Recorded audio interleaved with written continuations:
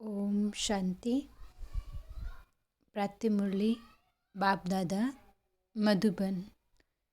बाबा कहते हैं, मीठे बच्चे, सब दुखियों को सुखी बनाना यह एक भगवान का ही फर्ज है। वही सर्व आत्माओं का सद्गति दाता है। प्रश्न है, बाप अपने बच्चों को चढ़ती कला में जाने की कौन सी युक्ति सुनाते हैं? उत्तर है, बाबा कहते, मीठे बच्चे, मैं जो सुनाता हूँ तुम उसे ही सुनो। बाकी जो कुछ सुना है उसको भूल जाओ, क्योंकि उससे तुम नीचे उतरते आए हो। प्रश्न है, कौन सा गुह्य रहस्य तुम बच्चे समझते हो जिसमें सभी वेद शास्त्रों का सार आ जाता है? बाबा बताते हैं, ब्रह्मा सो विष्णु और विष्णु सो ब्रह्मा कैसे बनते हैं, कैसे दोनों एक दो की नाभि से निकलते हैं, यह गुह्य रहस्य तुम बच्चे ही समझते हो। यह सभी वेद शास्त्रों का सार है। गीत है, नैनहीन को राह दिखाओ प्रभु। ओम शांति। मीठे मीठे अति प्यारे सिखिलदे बच्चे अर्थ तो समझते हैं। यूं तो भगवान बाप को सारे सृष्टि के बच्चे प्यारे ज़रूर हैं। बच्चे जानते हैं कि यह जो भी मनुष्य मात्र हैं वह परमपिता परमात्मा की संतान हैं, ईश्वरीय फैमिली हैं। फैमिली में सबसे जास्ती प्यार बाप से होता है जिसने बच्चों को रचा है। बेहद का बाबा कहते हैं, प्यारे मीठे मीठे सिखिलदे बच्चे 5000 वर्ष के बाद फिर से आकर मिले हैं। कब मिले? इस संगम युग पर, जबकि भगवान बाप आकर सब बच्चों को अशांति से शांति में ले जाते हैं। शांति के लिए कितनी कॉन्फ्रेंस आदि करते हैं, आपस में मिलते हैं कि सृष्टि में मारामारी बंद हो जाए और आपस में शांति कैसे हो, नहीं तो आपस में लड़कर विनाश कर देंगे। विनाश से डरते हैं। यह भूल गए हैं कि भगवान बाप ही आकर के सुखधाम अर्थात आदि सनातन देवी देवता धर्म की फिर से स्थापना करते हैं, जो अब हो रही है। तुम सब बैठे हो बेहद के बाप से बेहद सुख का वर्षा लेने।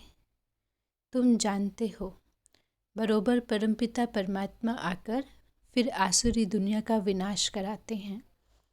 विनाश तो ज़रूर होना चाहिए ना, क्योंकि इस समय सब दुखी हैं। यह बाप का ही कल्प कल्प का फर्ज है। जो भी दुख हैं उन सबको सुखी बनाना है। बाकी जो खुद ही दुखी पतित हैं वह फिर औरों को पावन सुखी कैसे बनाएंगे? सो भी सारी दुनिया की बात है। गाते भी हैं, सर्वात्माओं का सद्गति दाता एक ही है। हे परमपिता परमात्मा, आकर हम पतितों को पावन बनाओ। यह तो सब धर्म वाले जानते हैं कि भारत में गॉडेस का राज्य था। उस समय हम लोग नहीं थे। प्राचीन भारत की बहुत महिमा है। भगवान ने पहले पहले स्वर्ग रचा, उसका मालिक कौन था? भारत। स्वर्ग में सोने के हीरे के महल थे। भारत बहुत साहूकार था। अभी कलयुग के अंत में अनेकानेक धर्म हैं, बाकी एक ही देवता धर्म प्राय लोप है। कंगाल महान दुखी बन पड़े हैं। अभी वह बाप कहते हैं, यह ब्रह्मा दादा तो जुआरी था। यह नहीं कहते हैं कि निराकार बाप कहते हैं इस शरीर के द्वारा कि यह ब्रह्मा भी अपने जन्मों को नहीं जानते। तुम ब्रह्मा कुमार कुमारियाँ भी अपने जन्मों को नहीं जानते थे। मैं इनमें प्रवेश करता हूँ। यह भी ड्रामा में था। कैसे प्रवेश होते हैं यह सवाल नहीं है। बाबा कहते हैं, मेरे को अपना शरीर नहीं है। मैं साधारण बूढ़े तन में आकर प्रवेश करता हूँ। आता भी भारत में ही हूँ। यह अपने जन्मों को नहीं जानते हैं। मैं आकर इनको समझाता हूँ। यह सब बना बनाया एक बेहद का बड़ा ड्रामा है। जो सेकंड पास होता है वही फिर रिपीट होगा। ये बेहद ड्रामा का रहस्य बाप ही समझाते हैं। भगवान बाप कहते हैं, बच्चे, जो कुछ तुम दान पुण्य आदि करते आए हो, यह सब भक्ति मार्ग है। इनसे कुछ भी प्राप्ति नहीं है, क्योंकि भक्ति में अब कोई भी सार नहीं है। इतने ये सब चित्र आदि जो कुछ बनाए हैं, इनको गुड़ियों की पूजा कहा जाता है। चित्र बनाया है, खिलाया पिलाया डुबोया, ये सब बेसमझी का कार्य हुआ ना। यज्ञ तो सब रचते हैं, तो मिट्टी का एक बड़ा शिवलिंग और छोटे छोटे शालिग्राम बनाते हैं। यह किसकी पूजा करते हैं यह भी समझते ही नहीं। भगवान बाप और बच्चों ने सर्विस की है ना, तब तो उनकी पूजा होती है। शिव का लिंग बनाते हैं, तुम बच्चों के भी शालिग्राम बनाते हैं। तुम बच्चे अब बरोबर भारत को पवित्र बनाने की सर्विस कर रहे हो। तुम हो खुदाई खिदमतगार, तुम्हारे बाप से प्रीत है ना, बाप की श्रीमत पर चलते हो। तब श्रीमद् भगवत गीता गाई हुई है। भगवान कोई शास्त्र नहीं पढ़ेगा, कोई भी धर्म स्थापक कभी शास्त्र नहीं उठाते हैं। वो आते हैं अपना धर्म स्थापन करने। उनके पास जो नॉलेज है वही सुनाएंगे। ऐसा नहीं है कि क्राइस्ट ने आकर बाइबल पढ़ा, नहीं, वह आए और धर्म स्थापन करने आए। बाप आकर श्रीमत देते हैं। श्री अर्थात श्रेष्ठ मत है, ऊंचे ते ऊंची मत है ही भगवान की। तुम बच्चे अभी श्रीमत पर चलते हो। बाबा कहते हैं, बच्चे मुझे याद करो। बस अक्षर ही दो है ना। बड़े प्यार से कहते हैं बच्चे, तो वह है बाप और हम सब आत्माएं हैं, ईश्वरीय फैमिली के मेंबर्स। यह बात किसी की बुद्धि में नहीं होगी, इनकी बुद्धि में भी नहीं थी। अभी भगवान बाप बैठ के इनके द्वारा समझाते हैं कि यह सब जो मनुष्य आत्माएं हैं, इन सभी आत्माओं को मुझे पावन बनाकर वापस लेकर जाना है। मैं ड्रामा के अनुसार फिर से आया हूँ तुमको वापस ले जाने के लिए। यह बाबा आत्माओं से बात करते हैं, इनकी आत्मा भी सुनती है ना। बरोबर बाबा हमको ज्ञान दे रहे हैं। इनको अपना शरीर तो है नहीं, श्री कृष्ण का साधारण रूप नहीं कहेंगे। वह तो स्वर्ग का पहला प्रिंस था ना। फिर यह सब कह देते हैं श्री कृष्ण भगवानुवाच। यह तो हो भी नहीं सकता। कितना फ़र्क है। संगम पर श्री कृष्ण हो नहीं सके। आर्टिफिशियल कृष्ण तो बहुत बनते हैं। बाकी प्रैक्टिकल सतयुग में होगा। कृष्ण के नाम से दूसरा थोड़ी कोई हो सकता है। नाम तो बहुत अपने ऊपर रखवाते हैं। भगवान बाप कहते हैं, बच्चे इस अंतिम जन्म में पवित्र बनो तो पवित्र दुनिया की स्थापना में मदद होगी। पवित्रता तो अच्छी है ना। बहुत बच्चियां मार खाती हैं, अबलाओं पर अत्याचार भी होते हैं। लिखते हैं, बाबा क्या करें, हमको इस बंधन से छुड़ाओ। नाटक में दिखाते हैं द्रौपदी को साड़ियाँ दी, यह एक कहानी बना दी है ना। बाबा कहते हैं, बच्चे अभी पवित्र बनने से 21 जन्म तुम कभी नंगन नहीं होंगे। वहाँ है ही राम का राज्य। मुख्य विकार है अशुद्ध अहंकार, देह अभिमान। देह से मोह रहता है ना। वहाँ है आत्म अभिमानी, समझते हैं कि हम पुराना शरीर छोड़ के दूसरा लेते हैं, उसको आत्म अभिमानी कहा जाता है। भगवान बाप कहते हैं, तुम सब आत्माएं हो। शिव बाबा को याद करते रहो, क्योंकि अभी वापस जाना है। यह है आत्माओं की सच्ची सच्ची रूहानी यात्रा। सबको सुप्रीम बाप के पास जाना है। तीर्थ यात्रा पर जाते हैं तो रास्ते में राम राम कहते जाते हैं। बाप कहते हैं, तुम बाप को याद करते चलो। अब सारी दुनिया तो राजयोग नहीं सीखेगी ना। कल पहले वाले ही यहाँ आएंगे। अभी कलम लगना है। जो देवी देवता धर्म का मीठा झाड़ था, सो प्राय लोप हो गया है। बाकी टाल टालियाँ खड़ी हैं ना। वैसे ही इस देवी देवता धर्म का जो फाउंडेशन है वो सड़ गया है। बाकी निशानियाँ रही हैं, परंतु वह कौन है यह किसको पता नहीं है, ना अपने धर्म का पता है, इसीलिए हिंदू धर्म कह देते हैं। भगवान बाप कहते हैं तुम्हारा भारत कितना सरताज था। धर्म के लिए ही कहा जाता है ना, रिलीजन इज माइट।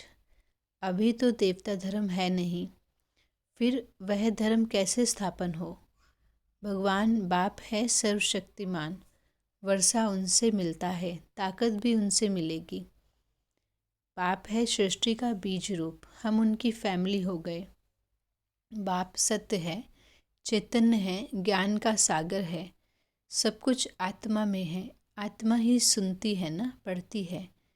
आत्मा में ही अच्छे बुरे संस्कार होते हैं। इस समय सबकी आत्मा तमोप्रधान हो गई है। सबसे जास्ती तमोप्रधान बुद्धि भारतवासी ही बने हैं। श्रेष्ठ श्रेष्ठ आत्मा भी भारत की ही थी, वही स्वर्ग के मालिक थे।